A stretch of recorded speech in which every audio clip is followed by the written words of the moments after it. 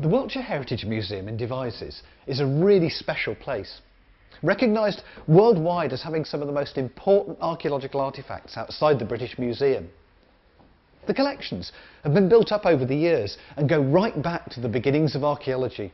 But just like so many museums up and down the country, what you see on display is just a small part of the story. There's so much more in store. A lot of it is in boxes and crates and tins and needs fully recording.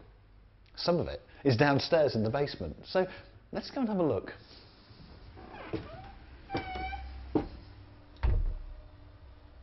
There are hundreds of boxes here and over 150,000 items, from fragments of pottery and flints to stone coffins and butter churns. Something from every parish in Wiltshire.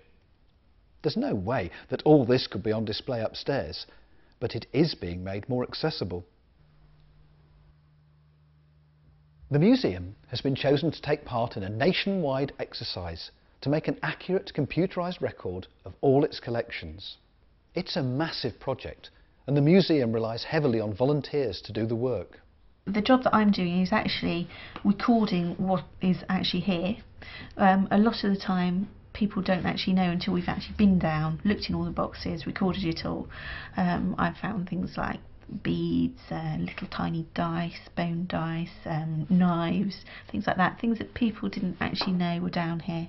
So first of all it records everything that's in the boxes. Then once it's onto the database, people can then see what's here, and then they can come to the museum and say, all right, I see you've got this, is it possible to view it, or is it possible to know anything more about it? It then gives you a gateway into all the collections.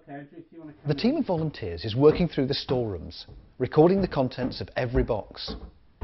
Expert staff provide vital support, checking the identifications and descriptions. Interesting. Is it an incense cup? No, this would have been a very rich burial. Right. Probably associated with a chief or a king. Right. And it would have been placed with a cremation in the centre of the barrow. Right. Probably with various bronze objects. It's nice to actually have someone to say, well, I'm fairly sure about this, I think it's this, what do you think? And it's very nice to have all these experts upstairs that you can call on. This is a mammoth task, and the volunteers are making an important contribution. Without their work, the documentation exercise the museum has embarked upon would not be possible. You walk down the shelves and you see the names of different excavations, and you think, I've read about that. Or even worse, I've written essays about that. The museum might not be able to display all of this, and probably wouldn't want to, but it can now share information about all its collections over the internet. It's history for everybody, and everybody should have access to it. Otherwise you may as well just leave the whole lot in the ground and never dig anything else up. This opened up access means that we can pool our knowledge worldwide, and working with these clues from the past can get an even better understanding about how human culture has developed.